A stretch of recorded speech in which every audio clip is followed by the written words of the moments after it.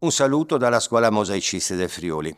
Il mosaico friulano, ed in particolare il mosaico di Spilimbergo, è un'arte nobile, un'arte che ci viene tramandata nei secoli e la sua origine si fa risalire alla fine del 400 agli inizi del 500. Questo perché? Perché grazie a dei fiumi che noi abbiamo qui sul nostro territorio, il Tagliamento, il Meduna e il Cellina, che più che ricchi d'acqua sono ricchi di sassi, questi sassi sminuzzati sono riusciti poi a portarli a Venezia proprio per realizzare le pavimentazioni dei palazzi signorini di Venezia. Stiamo parlando del terrazzo, del seminato alla veneziana, dove proprio i nostri friulani hanno anche ulteriormente perfezionato queste tecniche particolari.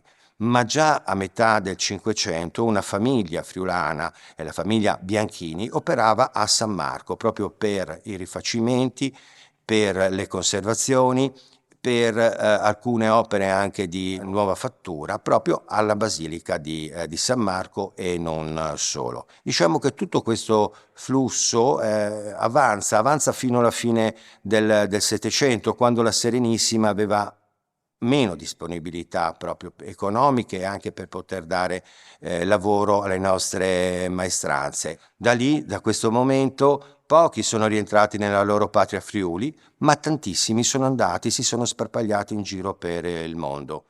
Pensate che un grande primo flusso va verso l'est Europa, a Mosca, a Cremlino. Se si va a Mosca, a Cremlino, all'interno del palazzo ci sono pavimentali, parietali proprio realizzati, all'epoca era proprio la famiglia Odoricchio chiamata dallo zar dell'epoca, a San Pietroburgo fino ad arrivare a Copenaghen.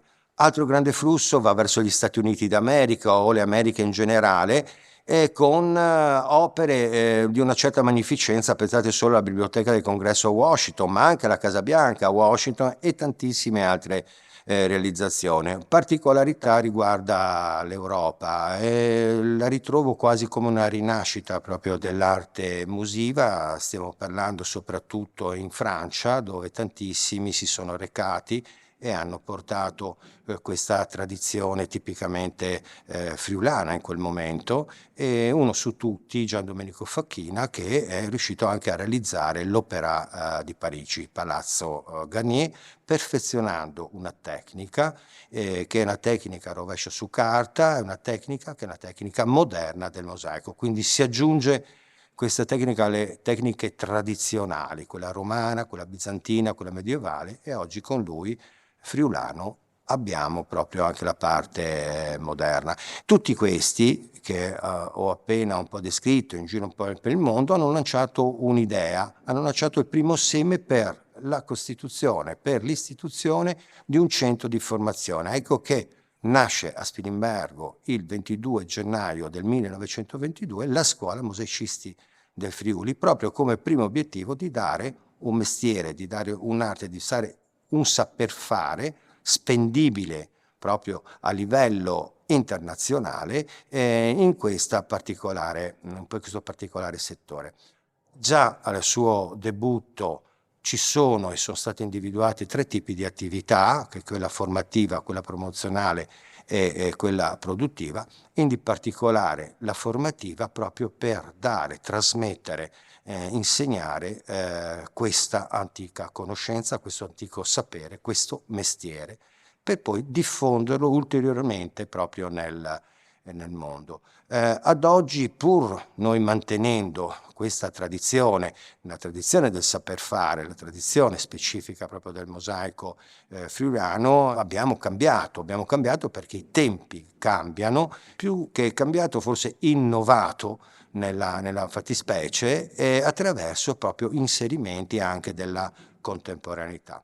Pur mantenendo il nostro ciclo di studi in 3 anni, col primo anno il romano, col secondo anno il bizantino e medievale e la parte moderna, il terzo anno è un anno di ricerca, di sperimentazione, di innovazione, quindi una tradizione in innovazione.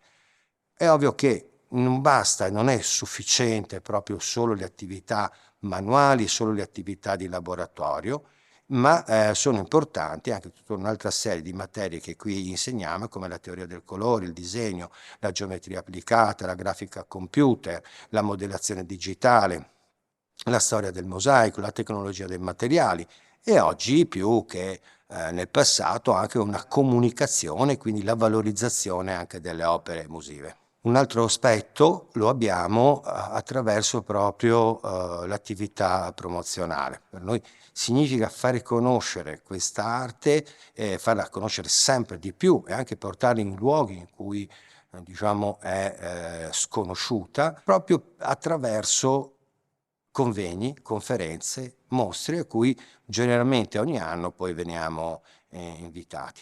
È un modo anche non solo per farci conoscere, ma soprattutto per delineare e far capire l'arte nobile del mosaico che un po' nella storia si era perduta. Conseguenza un po' dell'attività promozionale è anche un'attività produttiva, e cioè ricercare delle commesse, dei lavori in cui più che la scuola di per sé stessa riusciamo a trasferire queste richieste proprio ai nostri ex allievi, ai nostri laboratori artigiani. Tantissimi oggi sono in Friuli Venezia Giulia, ma moltissimi sono anche sparpagliati in giro per il mondo. I nostri allievi, infatti, sono e provengono oggi da tutto il mondo, quindi dalla Corea del Sud agli Stati Uniti d'America, all'Australia, alla Danimarca. È un mondo di culture che qui si fondono e come le tessere una vicino all'altro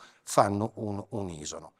Tutti sono in grado poi di realizzare le opere anche di grandi dimensioni perché sono già da qui, dalla Scuola Mosaicista del Friuli, abituati a lavorare insieme, in equipe, in gruppo, in squadra, integrati tra di loro per ricreare, interpretare le arti e l'arte soprattutto del mosaico.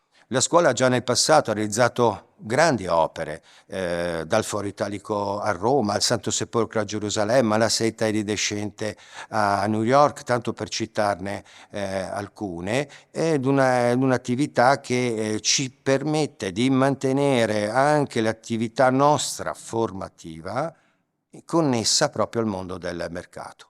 Quindi e queste attività che abbiamo così riassunto sono tra di loro interconnesse, c'è uno scambio tra di loro anche qui con i nostri allievi, ma soprattutto anche con i laboratori artigiani che sono i nostri ex allievi e quindi il nostro futuro. Sono appena trascorsi 100 anni di fondazione di questa nostra gloriosa istituzione e le nostre prospettive sono proprio quelle di riposizionarci per i prossimi 100 anni. Quindi ulteriore innovazione, ulteriore ricerca e il mantenimento proprio nell'ambito della contemporaneità e dare il maggiore interesse proprio per questa prestigiosa e nobile arte.